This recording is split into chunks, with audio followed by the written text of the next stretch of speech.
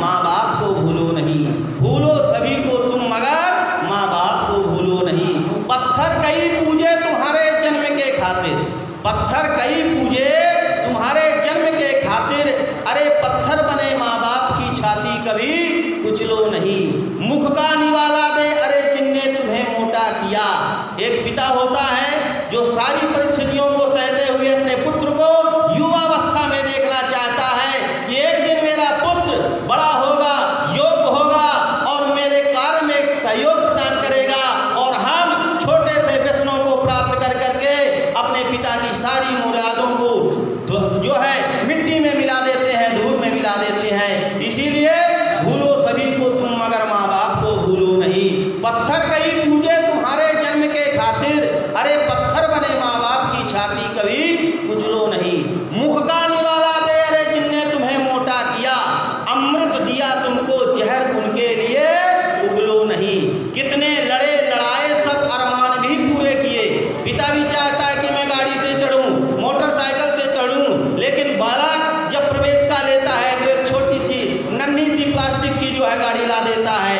जब वो थोड़ा चलने लगता है तो साइकिल उसे खरीद देता है और जब बड़ा हो जाता है उसे मोटरसाइकिल ला देता है। और पिता स्वयं ऑफिस ऑटो से जाता है, पैदल जाता है, आपकी सारी इच्छाओं को पूर्ण कर रहा है वह पिता।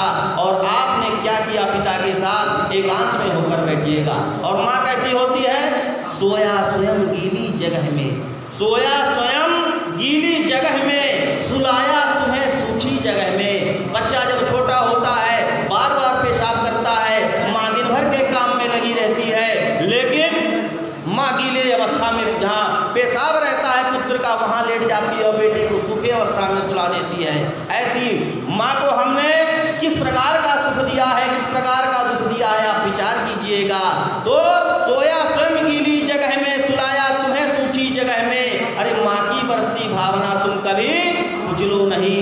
भूलो सभी को तुम मगर माँ बाप को भूलो नहीं। इसलिए बंधुओं, हंसी और मजाक आनंद तो लेना जरूरी है, लेकिन उसका हंसना किस प्रकार होना चाहिए, उसका मजाक किस प्रकार होना चाहिए, उसका आनंद किस प्रकार होना चाहिए, इस पर भी हमें गौर करना चाहिए। समय का अभाव है। अब कहते हैं कि भैया एक घड़ी आधी में पुण्याग, तुलसी चर्चा राम की कोट कटे अपराध। मेरे द्वारा जो वाणी में त्रुटियां हुई हो उसे क्षमा करेंगे। बोलिए यज्ञ नारायण भगवान।